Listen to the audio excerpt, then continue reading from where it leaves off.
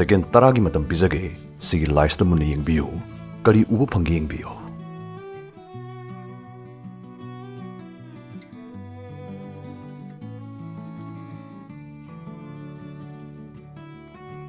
Laisida number ama lotuna yauri. Hariba number si mi manga hangba khudingi subnagi mi ani khaktana uba phange.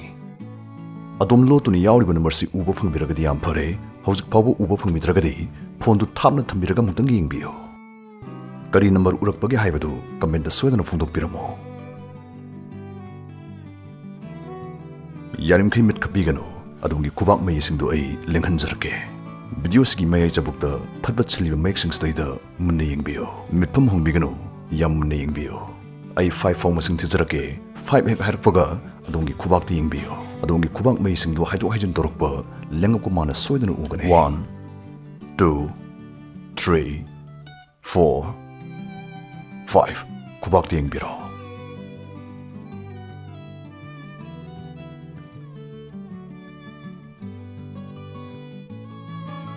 Sigi nupanis na yengbiyo. Oi thangmagin pasna suktokpa asaw boin ubirongane. Aduga ye thangmagin pasna normal la leipu ubirongane.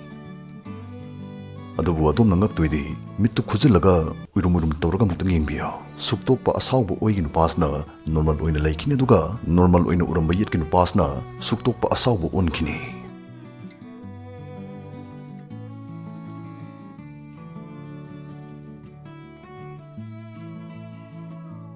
Machu ahum sigi marakta yauriba dot masas de yam yengbiyo.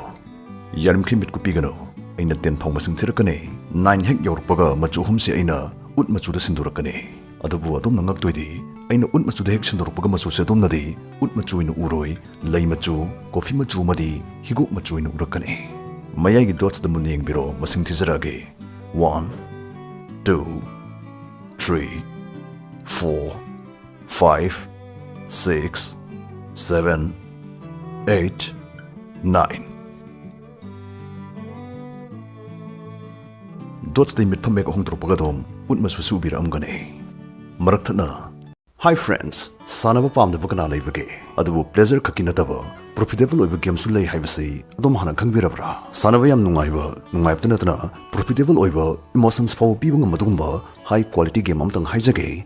Bill Bat Masi India di yam noriba Keinom mani bookmaker amane. Cricket poro makhal mathal games sing masdabu sanaragade top topa mahau mapiri.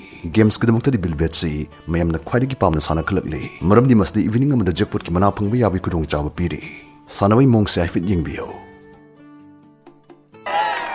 Wow, ahan boy bere kino daw yar his dia. Thoibe harawri kan stage selgi mana phangzila pusdi emotional boy.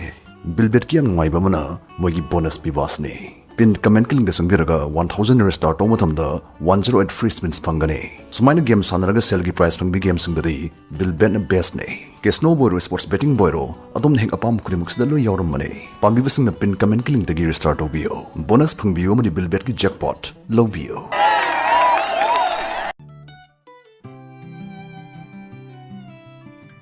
Muneng bio. Sigi Laisida hek yengbagadom kari hana uba phangapage.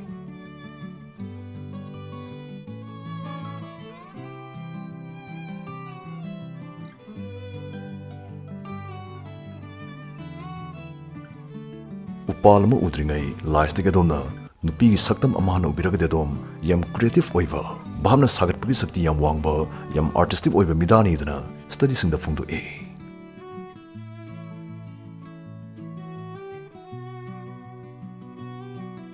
Handak stadium nungai ni video sigi mayai da number pharpat silaga thoiba sigi angang ma dots de mun yengbiyo. Adongi minna uriba number do adongi pukning da yam law na pabiyo. Numbers na 1 hek yorupaga adongi akoibada kadai dono mek ti yengbiyo. Kudingmak koileng leng ma manu urakkani.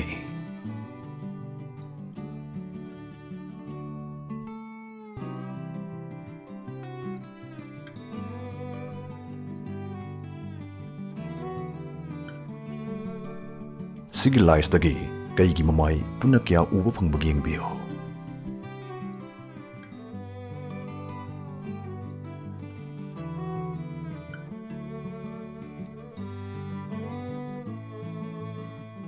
Punna kaimai kya ui haibado comment toina soidana ibirao.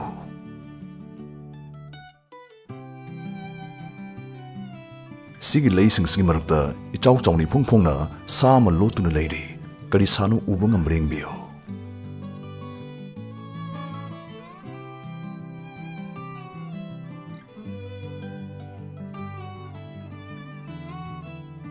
Hojik phawo kari sanu khangba ngamdragadi phone du lapna thamaga muktanga yingbiyo.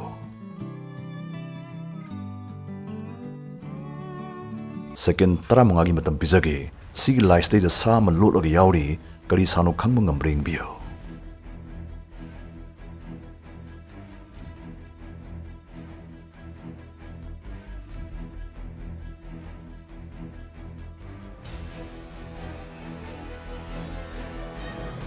Hojik phaw khangba ngamdragadi Laisi mathak makha onthogam yingbiyo.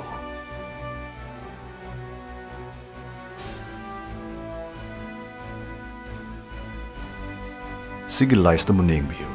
Laisida yauri bulai anisi masik karambani na sangma manbage.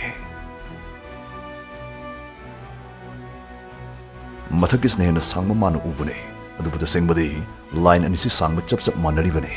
Circle sing Sigi from Keinom mathakis ne na wangma manu uhun bane. Brain de illusion na mathon bane. Nungai trunga Sigi optical illusion singse.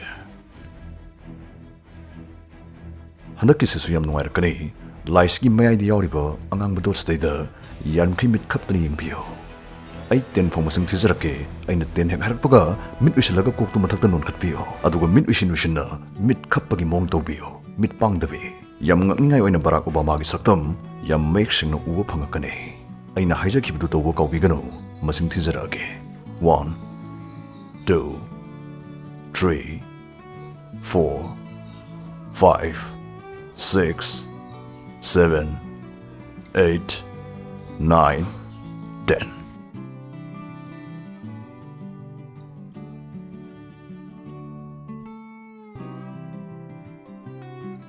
Sigi mangara machugi circle sing Sigi mayai de yauriba amubu dots de mun yingbiyo.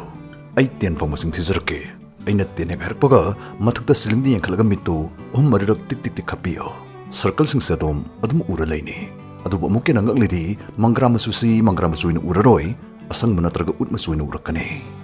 Adudi amubu dots de yangbiro ten hek harpag mathakti yangkhalaga mit tik tik tik khappa kawbigano. 1 2 3 4 5 6 7 8 9 10.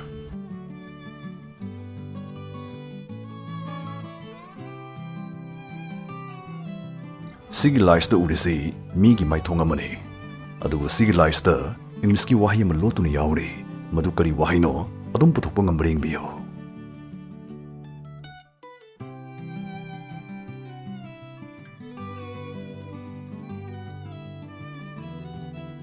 Pakum pizarage sida lotuna yauri bi English ki wahi say liar haiba wahi sini.